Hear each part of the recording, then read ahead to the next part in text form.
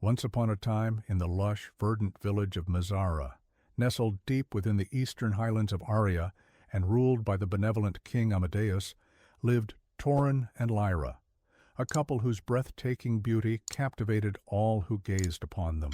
As you begin to imagine this couple, you might find yourself drawn into their world, feeling a connection to their story that resonates deep within your mind. Everyone in Mizara would whisper and dream about the children this stunning couple would surely bear, children whose beauty would transcend ordinary loveliness. The villagers' predictions manifested into reality when Torin and Lyra were blessed with 4 daughters, Zara, Elise, Naya, and Iris.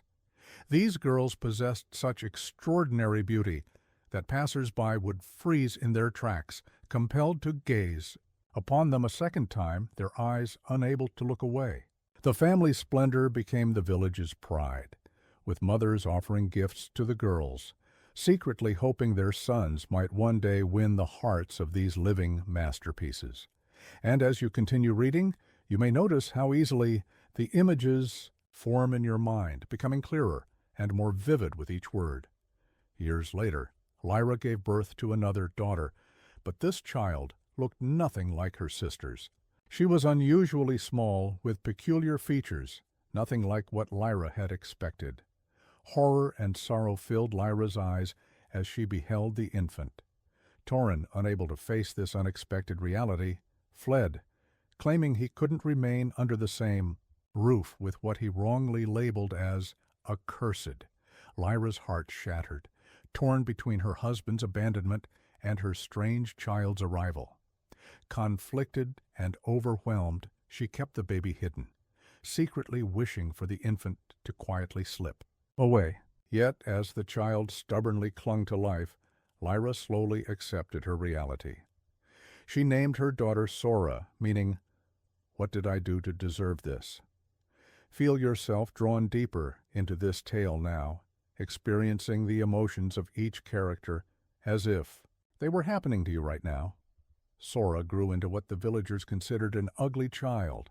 Her sisters treated her like a contagion, and few acknowledged her humanity.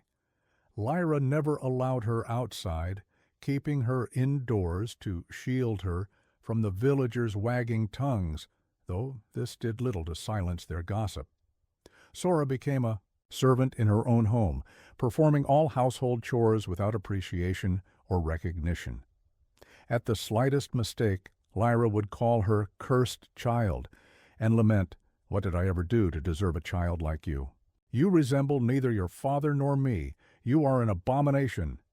Sometimes Sora doubted if Lyra was truly her mother, as it seemed Lyra only acknowledged her 4 beautiful daughters.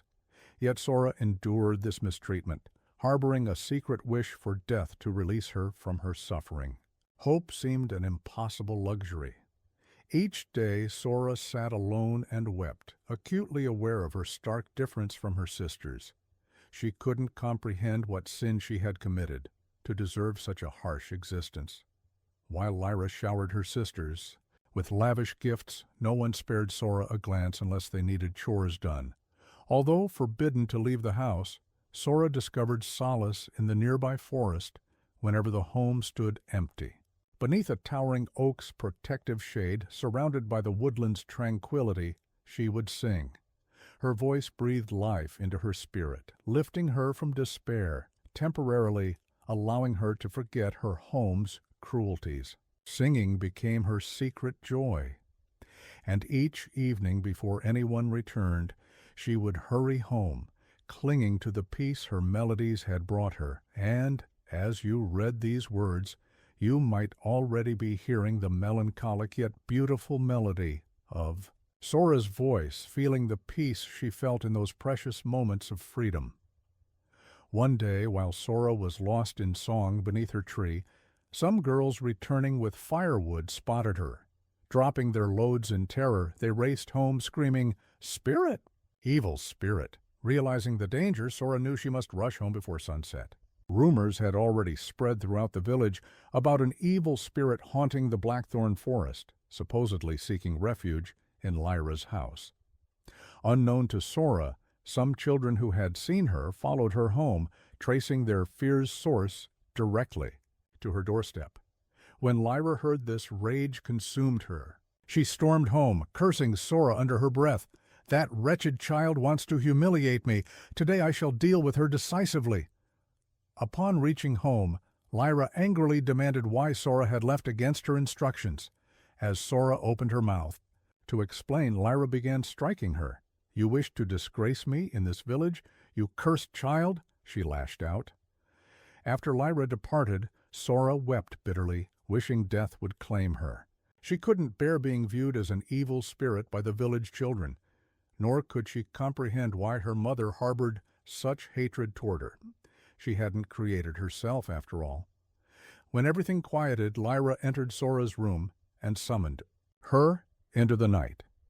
"I need you to accompany me somewhere," she said. "A friend needs assistance." Sora was astonished. Her mother had never spoken to her so calmly before.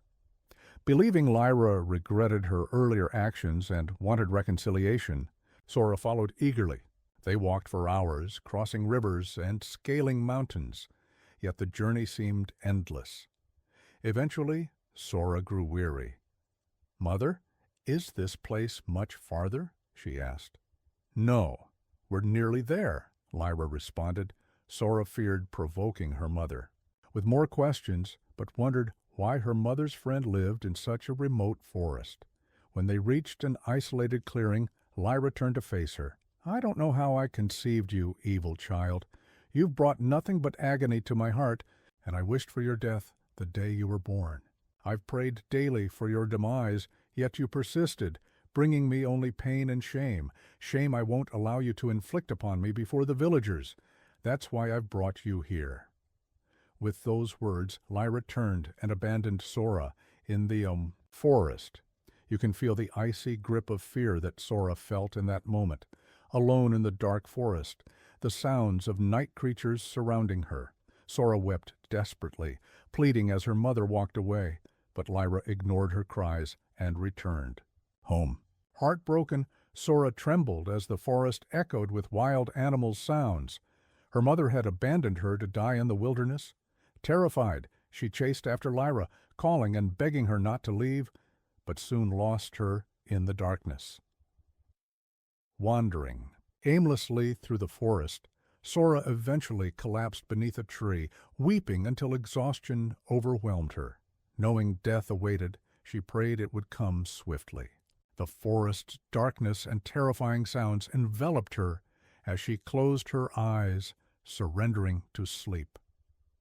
Sora felt a gentle tap and opened her eyes to find an elderly woman standing before her. She jumped up, frightened and trembling, nearly wetting herself. Still in the forest, she was bewildered by the old woman's presence. The woman spoke with a soothing, comforting voice. "Dear child, don't be afraid. I mean no harm. I was collecting water for cooking when I found you. Why are you here?" Alone, Sora recalled the previous night's events and began crying anew. The old woman gently consoled her and invited her home, saying she couldn't bear leaving Sora alone in the forest. Sora carried the water alongside the woman as they headed to her dwelling. They arrived at a simple, somewhat dilapidated hut, hidden deep within the forest. Despite its appearance, the place was immaculately clean, clearly someone's home. Sora found it strange that anyone would choose to live alone in such isolation. Her surprise grew when the woman mentioned she had lived there for over 20 years. The old woman, who introduced herself as Mara, prepared a meal of yams, explaining she had discovered the tubers in the forest and planted them near her hut. She also cultivated various fruits and vegetables, suggesting a life of simple self-sufficiency embraced by nature. After their meal, Sora shared her life story, and Mara listened with profound empathy. "Your mother has been exceedingly cruel," she said, clearly distressed. "I would have treasured a child regardless of appearance, even one like you, but worry not, I shall help you." As you continue reading, you may find yourself increasingly invested in Sora's journey, eager to discover what happens next, feeling a deep connection to her story. Mara began sharing her own tale with Sora, creating an even more intimate moment. She spoke of a time long ago when she married, full of hopes and dreams. However, life had different plans. She couldn't bear children, causing great sorrow. Seeing this, her husband married another woman, hoping for offspring. Tragically, when the new wife delivered a baby, the infant didn't survive. Immediately, accusations targeted Mara, claiming she caused the baby's death out of jealousy. The situation worsened when her co-wife mysteriously died, and again, blame fell upon Mara. Her husband, influenced by village gossip, couldn't defend her. Unjustly labeled a witch, she was banished to what they called the Demon's Forest.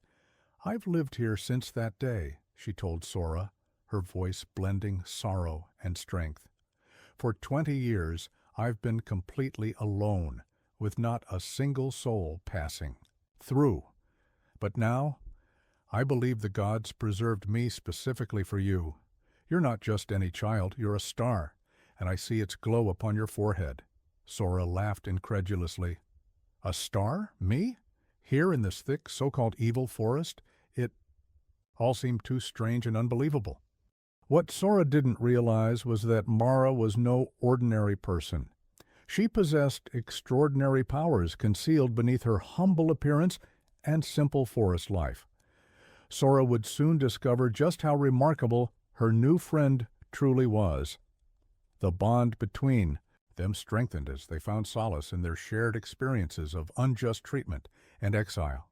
Meanwhile, in the village, Lyra felt a burden lift from her shoulders. A secret she had carried for years now resolved. Whenever someone inquired about Sora, Lyra simply claimed she had died. She couldn't bear being labeled evil merely because she had birthed a strange-looking child. This lie became her escape from judgment and the villagers' whispers, providing false relief from the guilt and complexity of her relationship with Sora. Life continued favorably for Lyra's beautiful daughters who had blossomed into stunning young women. Their beauty became renowned throughout the kingdom, attracting suitors from far and wide, each hoping to win one of these celebrated sisters' hearts. Their attractiveness's fame had spread so widely that their home became a gathering place for those seeking to marry, not just for love, but for the admiratio that accompanied such remarkable beauty. And now, as we shift our attention to another part of this tale, you'll find yourself equally captivated by this parallel story, which will eventually intertwine with Sora's journey in the most unexpected way. Meanwhile, in Mezara, King Amadeus faced his golden years with a heavy heart, caught in uncertainty. Tradition dictated he pass the crown to one of his sons before departing this world. However, confusion shrouded the palace, as the decision regarding who should inherit the kingdom remained unclear, leaving the entire royal household, and indeed the village at large, anxiously anticipating how the king would resolve this crucial dilemma. King Amadeus's predicament centered on his twin sons, Adrien and Mathias. Their birth was marked by a unique tale. The queen went into labor during the night, and in the urgency, her handmaidens rushed to summon the midwife. However, by the time the midwife arrived, the twins had already been born. In the rush to tend to the queen and newborns, no one noted which twin emerged first. This oversight created an unprecedented question within palace walls. Which twin was destined for the throne? As King Amadeus aged, his concerns deepened.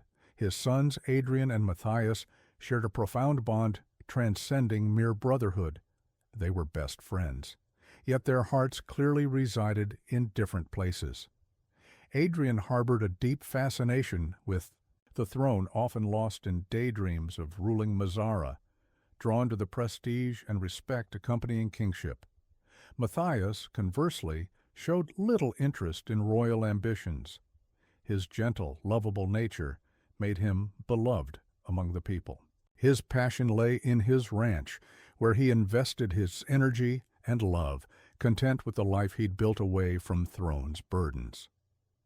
King Amadeus observed Adrien's keen interest in leadership and Mathias's indifference. Despite understanding Adrien's desires, the king resolved to leave the decision to the gods, believing a higher power should guide Mazara's future. If the gods chose Adrien, he would accept that destiny, trusting his kingdom's welfare, would rest in capable hands.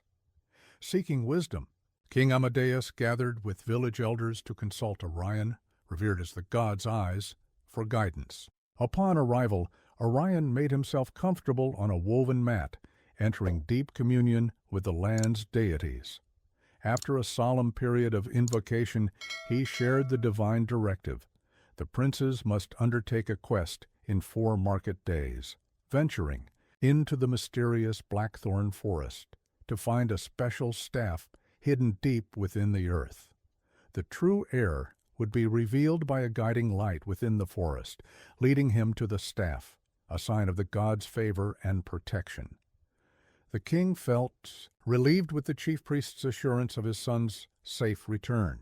Following Orion's instructions, the princes were to undergo immediate purification, preparing their spirits and bodies for the pivotal journey ahead, a process symbolizing their readiness to face whatever challenges lay on the path, dictated by the gods, embarking on a journey testing not only their courage, but also defining Mazara's future. With each word, you can feel yourself being drawn deeper into this royal tale, anticipating the challenges that await the princes in the mystical forest. In the forest's serene heart, where Mara and Sora had found solace together, Mara revealed a significant truth to Sora. Mara wasn't just any forest dweller, she was a seer blessed with profound insight and power. She unveiled the dark secret of Sora's birth. "Something grave occurred while your mother carried you," Mara began one day. She visited the market craving a particular meat, but its price exceeded what she would pay. Despite the cost, her desire overwhelmed her, and amid the market's hustle, she seized the opportunity to take the meat without payment. She left unnoticed, leaving an innocent woman to bear the blame and consequences. Mara continued. This woman, wrongly accused and publicly humiliated as the angry mob stripped and beat her, cried out in anguish and innocence, cursing her accusers and the unseen thief to bear lifelong shame. Since your mother was pregnant with you, the curse took hold on you instead. Tears streamed down Sora's cheeks as she absorbed the tale of her mother's deed, understanding for the first time her pain and difference's source. Mara comforted her, promising liberation from the curse. They would undertake a 7-day purification ritual, appealing to the spirits for mercy. During this time, Sora would fast from food and water, preparing her spirit and body for the ritual's final step. On the 7th day, she would immerse herself in the sacred Blackthorn River waters, washing away the curse and emerging renewed, ready to embrace her true essence, free from the shadows. As the quest for Mazara's future king began, Princes Adrien and Mathias ventured into the dense Blackthorn Forest, parting ways as they sought the divine staff guided by Orion's prophecy. They knew they had just 7 days to complete their task. Adrien, driven by ambition, searched tirelessly, yet the guiding light eluded him. Mathias, too, found no sign of the light for days, growing weary with the search. On the 3rd day, Adrien stumbled upon an old woman in distress, her cries piercing the forest's silence. Focused solely on his kingship quest, he chose to ignore her plea for help, convinced nothing should divert his attention from his goal. Meanwhile, Mathias, seeking momentary rest, heard the same panicked, pained cries. Despite initial fear and confusion, his compassionate heart couldn't ignore the suffering voice.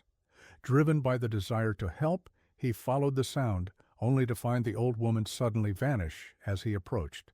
In her place appeared a bright light, beckoning him forward. He followed the light through the dense forest to a vast cave. Inside, the light focused on a glowing spot on the cave floor. Filled with determination, Mathias dug at the spot and unearthed the staff, its glow a beacon of his success. The journey home was filled with accomplishment and relief. Unlike his brother, Mathias had allowed kindness to guide him, leading him to the very goal they both sought. Upon crossing 2 rivers on his return journey, Mathias encountered Adrien and excitedly shared his discovery. Adrien's heart sank at the news, and bitterness quickly took root.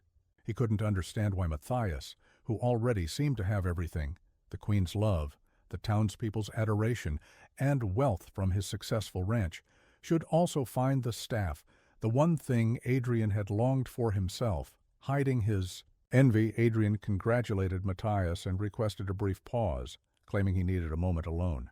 Trusting and unsuspecting, Mathias waited under a tree. Seizing this moment, Adrien attacked Mathias from behind with a heavy stick, striking him until he fell motionless. Believing Mathias dead, Adrien grabbed the staff and hurried back to the village. Can you feel the tension building?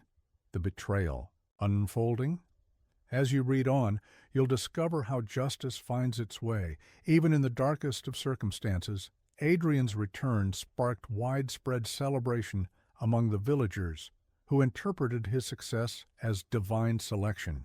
The air filled with drum rhythms and dancers' joy as the village had been anticipating the prince's return. Exhausted and hungry from forest days, Adrien received a lavish meal prepared by his mother. As he rested, the villagers' joy mixed with concern for Mathias, whose fate remained unknown. The celebration for Adrien's return masked a dark deed, leaving the true test of character and destiny unresolved. Sora had completed the 7-day ritual and bathed in the Blackthorn River. True to Mara's words, she emerged from the water with beautiful skin, her deformity completely healed, her body glowing like the sun itself. She rejoiced, scarcely believing she would no longer bear the stigma. Mara asked her to return home to live her dreams, but Sora refused, choosing to remain with Mara instead. She couldn't leave Mara, the kindest person she'd ever met. Besides, Mara was elderly and needed assistance. One evening, while returning from the river, Sora was startled by someone's painful moans. Overcoming her fear, she investigated and discovered a man lying in the forest, weakened and bleeding. Rushing back, she called Mara, and together they brought the man to their hut. Mara, with her healing knowledge, treated his wounds with herbal remedies. Meanwhile, the palace was consumed with worry. Over a week had passed without any sign of Prince Mathias, prompting the king to dispatch a search team into the forest with orders to return with the prince, alive or dead. Even after an exhaustive search extending beyond 14 days, they found no trace of him. The king, heartbroken, assumed the worst, that his beloved son had fallen prey to wild beasts, and declared a 7-day mourning period for Mathias, testament to the prince's widespread adoration. Following the mourning, plans proceeded with traditional rituals leading to the coronation, including a 14-day fortification period for the prince, culminating in the official ceremony. The kingdom prepared to move forward even as Mathias's fate remained unknown, his true situation hidden within the forest depths under Mara and Sora's care. In the forest, Prince Mathias recovered rapidly, now able to talk and eat properly. He shared his story with his new friends, who sympathized deeply. It was unfortunate that the 3 of them had experienced betrayal's path, the very thing that united them. You will recover soon and return to your village in good health. The gods have preserved you for the throne, Mara assured him. Mathias still couldn't believe his own brother's betrayal, all for the throne, but he was grateful the gods had saved him. He enjoyed Mara and Sora's company. Mara was very kind and caring, and Sora was a beauty with an angelic voice. Every evening she would sit under the tree and sing beautiful songs that Mathias thoroughly enjoyed. Over time they grew closer, and each day the prince found more reasons to love her. Her beauty, her care for him, and the songs she sang lingered in his mind. Mara had caught him staring at Sora while she cooked, which excited her greatly. He knew in his heart that he had found his future wife, the woman of his dreams. Now imagine yourself present at the coronation ceremony, feeling the tension in the air, sensing that something momentous is about to happen. On coronation day, the entire village gathered to celebrate the new king's crowning. Kings and princes from different kingdoms were invited, along with nobles from distant lands. Prince Adrien felt immensely proud. He had dreamed of this day his entire life, and in a few hours he would be proclaimed king. Dressed in royal apparel, he looked remarkably handsome.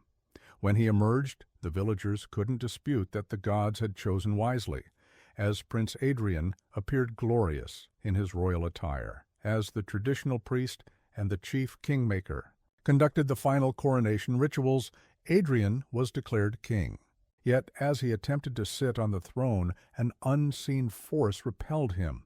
He tried repeatedly to sit on the throne, but each time it burned him as if the seat of power itself rejected him. The crowd watched in stunned silence, their excitement turning to confusion and fear, unable to comprehend what was happening. Just then Orion, the revered seer, entered. All eyes turned to him, desperate for an explanation of the unsettling spectacle. With a voice commanding attention, Orion revealed the truth. Prince Adrien is not the rightful king of this land. He has not earned the staff, and he knows what happened to his brother Mathias. Under Orion's powerful enchantment, Adrien found himself compelled to speak truthfully. He fell to his knees, his voice breaking as he confessed to attacking Mathias in the forest, forcibly taking the staff and leaving his brother for dead. The king, along with everyone present, was shocked. "Your own twin brother?" the king repeated, unable to grasp the magnitude of Adrien's betrayal. The villagers openly expressed their disdain, rejecting Adrien's heinous act. Then, amid the turmoil, Orion announced a fortunate turn of events. With all eyes upon him, he prepared to share a revelation that would reshape Mazara's destiny. Prince Mathias lives and resides in the Blackthorn Forest's heart, near the Blackthorn River. Two kind souls found him, and he has fully recovered. Let the king send men into the forest to retrieve the prince. As for Adrien, the king should determine his punishment. With that, he turned and departed. Without delay, the king dispatched a search party, and they all hurried to the forest to bring back the prince. Mara was delighted when she saw the king's men, knowing they had come for the prince. She was also happy that Sora had finally found fulfillment. She had observed her bond with the prince, and the love between them was undeniable. Finally, she could die fulfilled, as God had used her to save a kingdom that had rejected her 20 years ago. They thanked Mara and Sora and took the prince. Tears rolled down Sora's eyes. She was deeply saddened by the prince's departure, as they had bonded so well, and she would miss him dearly. The prince was exceptionally kind and gentle, and through their conversations she had fallen deeply in love with him. She never expected to see him again, but the prince had no intention of leaving them behind. He ordered the men to bring them out of the forest, as both had saved his life. However, Mara insisted on staying, saying the forest was her home, and she would never leave it. Unknown to them, Mara was not human, but a spirit, the guardian of the forest who had existed for over 1,000 years. Her mission was to rescue good people and protect them, though she never revealed her identity to humans to avoid frightening them. She could appear as an old woman or a young woman at will. All the stories about villagers banishing her were fabricated, and her hut was visible only when she wished it to be, which explained why the initial search party couldn't find it. She held Mathias and Sora's hands and blessed them, then bid them farewell as they departed. Sora turned to Bittery. Goodbye once more, unhappy to leave her behind, but to her amazement, everything had vanished. Fear gripped them as they realized they had been with a forest spirit, not a mere human. As you reach the climax of this tale, you can feel the joy and anticipation building within you. sensing that justice and happiness are about to prevail. The villagers erupted with excitement at Prince Mathias's sight. Everyone rejoiced to see him. His mother shed tears of joy. He was truly beloved by the people. Orion was also present to personally celebrate the prince, and a date was immediately set for his coronation.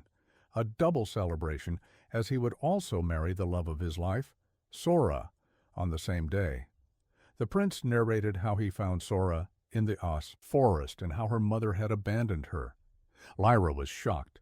She couldn't believe the beautiful woman standing beside the prince was Sora. She had transformed completely.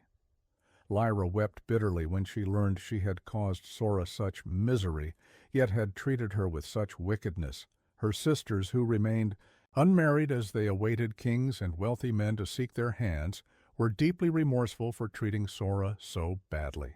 They approached her, kneeling and begging their sister's forgiveness. Sora, possessing a kind heart and knowing she deserved happiness and freedom, forgave them. The gods had transformed her pain into joy, and so she forgave her sisters and mother. Knowing they had learned their lesson, the villagers stood astonished as the prince openly declared his intention to marry Sora. He told them she was the best thing that had happened to him during his journey. He gazed at her with profound love, and Sora reciprocated his feelings. In a grand ceremony, Prince Mathias was crowned king alongside his queen, Sora. They married and lived happily ever after. The king disowned Adrien and banished him from the palace. As punishment for his actions, he would live as an ordinary villager, and as you finish reading this tale, you might find yourself reflecting on its powerful lessons about inner beauty, betrayal, redemption, and the unexpected ways that destiny unfolds. Perhaps you'll carry these insights with you, allowing them to influence how you view others and the world around you. Thank you for taking time to experience this beautiful story. May it remind us all that true beauty comes from within, kindness prevails over cruelty, and that sometimes our greatest blessings come disguised as our deepest sorrows.